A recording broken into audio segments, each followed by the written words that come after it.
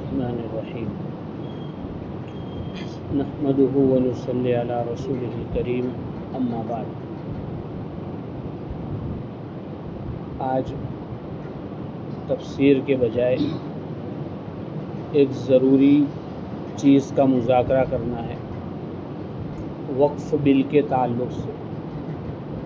بہت ساری چیزیں آپ کو بھی معلوم، ہم کو بھی معلوم ہے اور میڈیا میں بھی چل رہی ہے، لیکن یہ بل کتنا خطرناک ہے اور اس کے لیے ہمیں جتنی کوشش کرنی چاہیے، جتنا بیدار رہنا چاہیے، اتنی بیداری ابھی نہیں ہے، بلکہ اس کا 10% بھی نہیں ہے۔ بل کی سنگینی اور ہماری غفلت، یہ دونوں چیزوں کو دیکھ کر آج اس موقع پر یہ بات چھیڑی جا رہی ہے۔ ملک کی جو تاریخ ہے ہمارے، اس کا جو پورا اتہاس ہے، اس پورے اتہاس میں سب سے خطرناک بل جو مسلمانوں کے لیے آیا ہے وہ یہ وقف بل ہے۔ بہت سارے بل آئے، لیکن وقف بل یہ ملک کے اتہاس کا بلیک، سیاہ ترین بل ہے، اس کو ہمیں سمجھنا ہے۔ انشاءاللہ کوشش کرتا ہوں کہ جو وقت ہمارا ہے اسی میں بات پوری ہو جائے۔ برسوں سے ہمارے ملک میں جو سیاست، پولیٹکس چلتی آئی اور موجودہ جو سرکار ہے وہ یہاں تک پہنچی، اس کا ایک مخصوص مدعا تھا رام مندر، بابری مسجد۔ وہ چلا لیکن جب اس کا فیصلہ آ گیا کہ بھئی یہاں مسجد نہیں، اب مندر ہوگی، اس کے بعد بی جے پی کے پاس سے پورا مدعا غائب ہو گیا، یعنی اب سیاست کھیلنے کے لیے کوئی چیز باقی نہیں رہی۔ تو ایک مسجد پر وہ یہاں تک پہنچے، پھر انہوں نے دوسری مسجدوں کو شروع کیا، 4 5 6 مسجدوں پر درخواستیں داخل کی کورٹ میں، لیکن جب ہمارا پکش وہاں پہنچا تو کورٹ نے یہ کہا کہ ابھی کوئی نئی درخواست نہیں آئے گی، یوں کر کے نئی درخواستوں پر بین لگا دی۔ تو اب سرکار نے سوچا کہ کوئی نیا راستہ اختیار کیا جائے، تو وہ ایسا بل لائی کہ 1 2 مسجدوں سے نہیں، ہر محلے کی ہر مسجد میں وواد پیدا کر دو۔ تو اس کے لیے یہ بل لایا گیا۔ ایک مسجد پر کتنی لڑائیاں ہوئی، اب ہر جگہ، ہر قبرستان پر، ہر مسجد پر، ہر درگاہ پر، ہر مدرسے پر، ہر مکتب پر وواد اور ڈسپوٹ شروع ہو جائے گا، تو آپ سمجھ سکتے ہیں کہ کیا ہوگا۔ ملک کا امن، ملک کا چین، سکون، بھائی چارہ، اس کو کتنا خطرہ پیدا ہو جائے گا وہ ہم سوچ نہیں سکتے۔ سیاست والوں کی سیاست کی روٹی تو پک جائے گی، لیکن ملک جل جائے گا۔ اتنا خطرناک بل ہے، تو اس کی سنگینی ہمیں سمجھنی پڑے گی۔ بہت ساری باتیں ہیں، اس میں سب سے پہلی ایک بات تو یہ عرض کرنی ہے کہ ایک بات یہ کہی جا رہی ہے مسلسل کہ وقف کے پاس آرمی کے بعد سب سے زیادہ لینڈ ہے، زمین ہے۔ یہ بات غلط ہے۔ لیکن میڈیا میں چلنے کی وجہ سے ہمارے لوگ بھی بولتے آ رہے ہیں کہ آرمی کے بعد سب سے زیادہ وقف کے پاس زمین ہے. ایسا نہیں، ان کے بھی بہت سارے ٹرسٹ ہے اور ان کے پاس بہت زیادہ زمین ہے. خالی 3 اسٹیٹ کی بات کی جائے جیسے اڑیسہ، اس میں وقف کے پاس 28,714 ایکڑ زمین ہے، تو اس کے بالمقابل جگن ناتھ مندر کے قبضے میں 24 ضلعوں میں 60,426,000 ہے. 28 کا اور 60 کا کوئی جوڑ نہیں.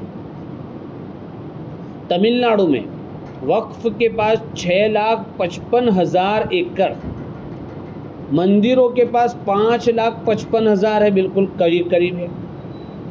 آندھرا پردیش میں مسلمانوں کے پاس اور وقف کے پاس 78,229 ایکڑ زمین اور مندروں کے پاس 4,06,000 زمین. یہ صرف 3 اسٹیٹ کی کارگزاری ہے. اب بھارت کے سارے اسٹیٹ نکالے تو وقف کی زمین بہت کم ہو جاتی ہے. ایک بات تو یہ ہے، تو اس پروپیگنڈے میں آنے کی ضرورت نہیں ہے. نمبر 2، دوسرا پروپیگنڈا یہ کیا جا رہا ہے کہ وقف کی جو انکم ہے، میڈیا میں آ رہا ہے کہ 12,000 کروڑ، وہ سب وقف والے کھا جاتے ہیں. نہ ہاسپٹل بنا رہے، نہ اسکول بنا رہے، نہ یہ بنا رہے، نہ وہ بنا رہے. پہلی بات تو یہ کہ وقف کے پاس جو زمینیں ہیں، بھئی یہ مسجد ہے تو اس کی آوک ہوتی ہے، بتائیے آپ کہ اس میں ہمیں ڈالنا پڑتا ہے. امام کا پگار کس کو دینا پڑتا ہے؟ لائٹ بل کس کو دینا پڑتا ہے؟ تو مسجدوں کی کوئی انکم نہیں، بلکہ اس میں خرچ کرنا پڑتا ہے. مدرسوں کی انکم ہے، جتنے مدرسے آپ دیکھیں گے اس میں آدھے سے زیادہ بچے تو یتیم غریب ایسے ہی ہوتے ہیں، جن کا خرچہ کون اٹھاتا ہے؟ پبلک اٹھاتی، مدرسہ اٹھاتا ہے. تو مدرسوں کی انکم ہے کوئی؟ نہیں ہے. قبرستان، بڑے بڑے جو ہے قبرستان ہے، تو آپ کے قبرستان کی کتنی انکم ہے؟ کوئی انکم نہیں. اس کی دیوار بنانی ہے تو خرچہ لگتا ہے، اس میں لائٹنگ کرنی ہے تو خرچہ لگتا ہے. اور بہت کم جگہ ایسی ہے جہاں وقف کی پراپرٹی پر ٹرسٹ نے کوئی دکان بنائی ہے. اور جہاں دکانیں بنائی، آپ کو معلوم ہے کرایہ کتنا دیتے مہینے کا؟ 5,500، 10,000، 20,000 ہزار دیتے کرایہ. کتنا دیتے؟ بہت کم، 100 روپے، 200 روپے.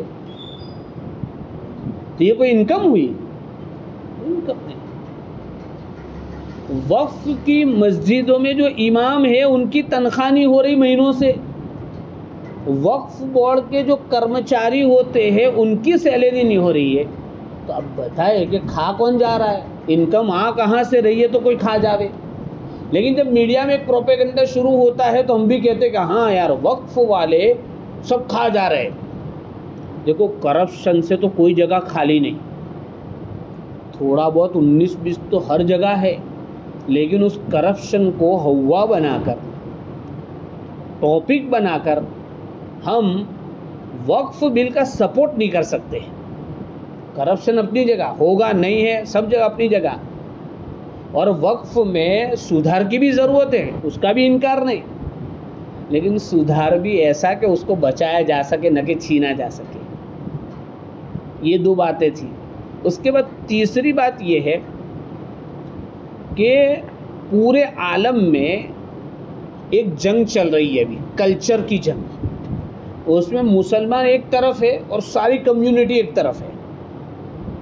اور مسلمان اپنے کلچر سے جو جڑے ہوئے ہیں وہ 2-4 چیزوں کی وجہ سے جڑے ہوئے ہیں.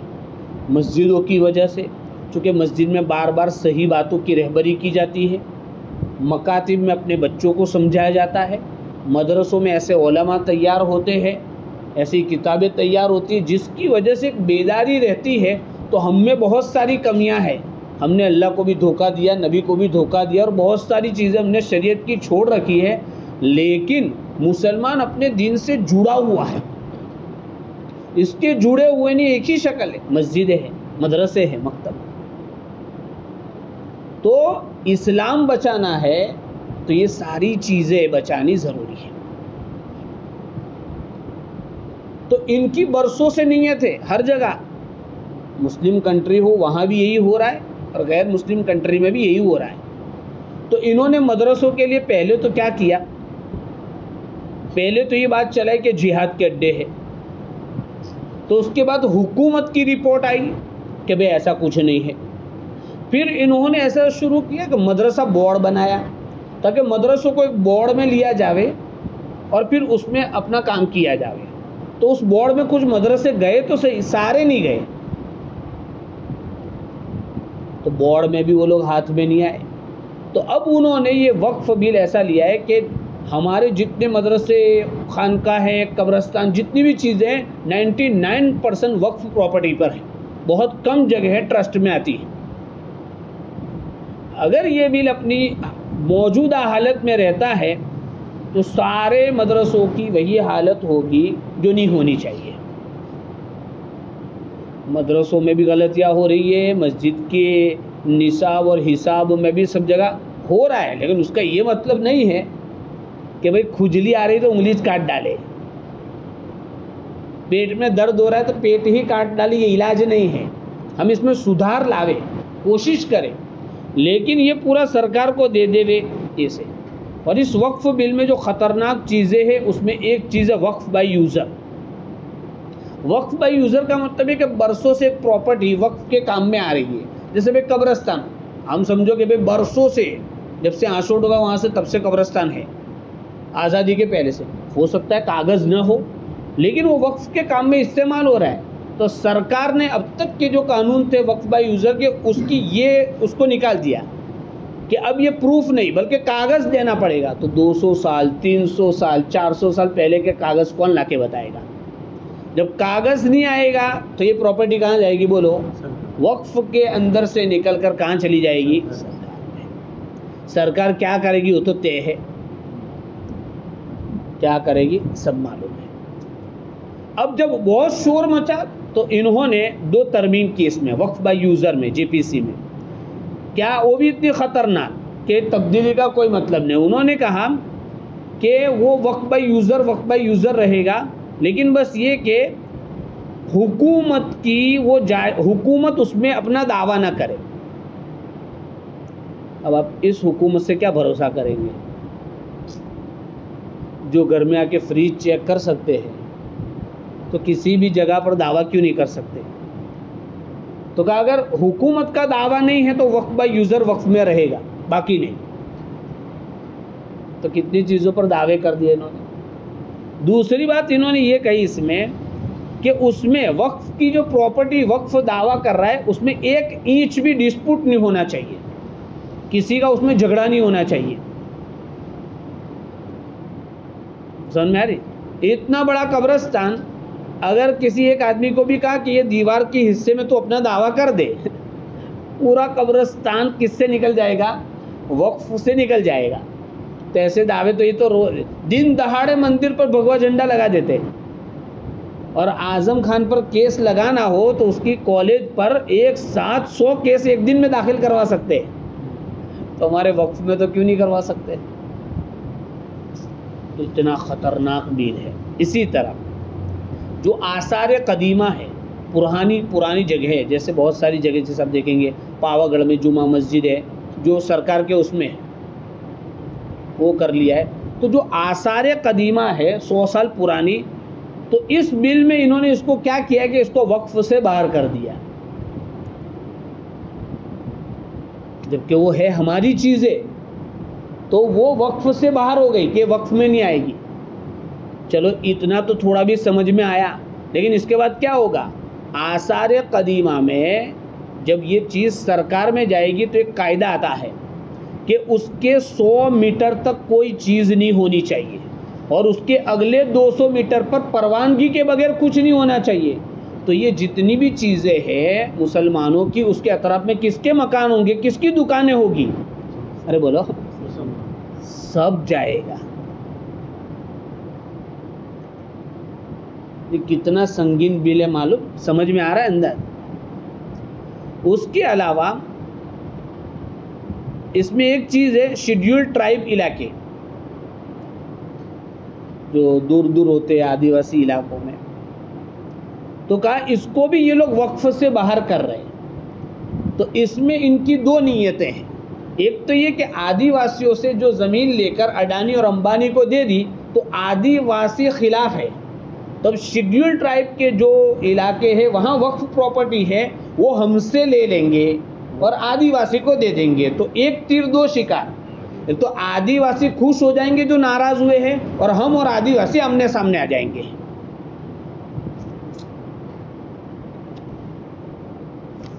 اور اس میں ایک چیز یہ بھی ہے جس پر ابھی عارضی طور پر بین لگائی ہے، روک لگائی ہے، کہ ضلع کلیکٹر جو میجسٹریٹ ہے اس کو اختیارات دیے ہیں۔ تو ظاہر بات ہے کلیکٹر کس کا ہوتا ہے؟ سرکار کا ہوتا ہے، وہ وہی کرے گا، کسی بھی جگہ اس نے کہہ دیا تو اس کی بات فائنل۔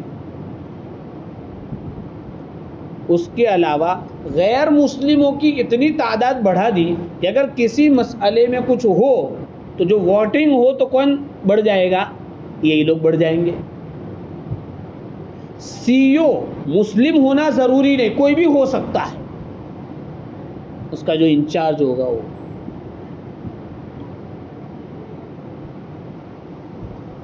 اگر کوئی مسلمان وقف کرنا چاہے تو پابند شریعت ہونا چاہیے،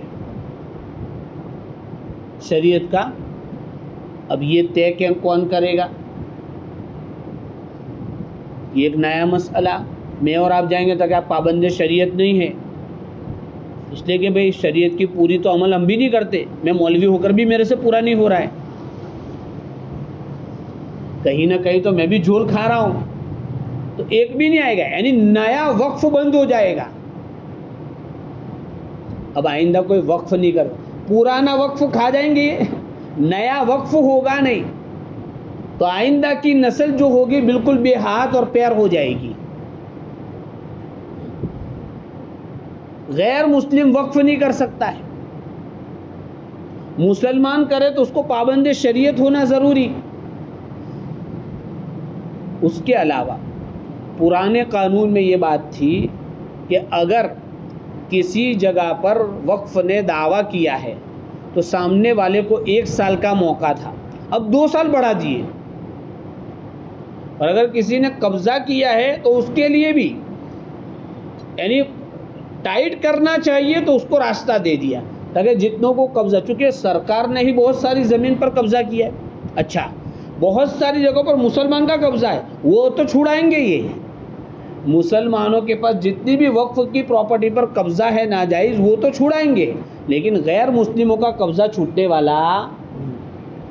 اس کے علاوہ انہوں نے وقف املاک کو لمیٹیشن ایکٹ میں داخل کر دیا۔ اب تک ایسا تھا، ایک قاعدہ ہے ہمارے بھارت میں لمیٹیشن ایکٹ، اس کا مطلب یہ ہوتا ہے کہ کسی جگہ پر 12 سال سے کوئی قابض ہے تو اس کا قبضہ سمجھا جائے گا، 12 سال ہو گئے قبضے کے تو اس کا سمجھا جائے گا۔ اس میں سے وقف کی پراپرٹی اور ٹرسٹ کی پراپرٹی کو بعد باقی رکھا تھا، تو انہوں نے اس بل میں وقف کو بھی لمیٹیشن میں ڈال دیا۔ تو ظاہر بات ہے برسوں سے یہ سورت کی نگر پالیکا کا کیس جیت گئے ہیں وقف والے، پھر بھی ان کے قبضے میں ہے، یہ نہیں ملے گی ہم کو۔ نظام الدین کے بازو میں آرمی کا جو قبضہ ہے وہ کیس بھی جیتا ہوا وہ آلریڈی خالی نہیں کر رہے۔ سمجھ میں آ رہی بات؟ تو یہ بھی خطرناک چیز ہے۔ اس کے علاوہ کمرشیل یعنی جو وقف کی پراپرٹی سے کچھ آمدنی آ رہی ہے تو اس میں انہوں نے سرکار کو اتنی چھوٹ، یعنی ٹیکس کی کوئی لمٹ نہیں، جتنا لگانا چاہے اتنا لگا سکتے۔ تو کتنا لگائے گی آپ اندازہ لگا سکتے، گویا وقف انہی کے لیے کمائے گا۔ تو یہ وقف کے تعلق سے بڑی بڑی خطرناک چیزیں تھیں جو آپ کے سامنے پیش کی گئی، اس لیے ہمیں بیداری کا ثبوت دینے کی ضرورت ہے، میڈیا اور سرکار کے پروپیگنڈے میں آنے کی ضرورت نہیں ہے۔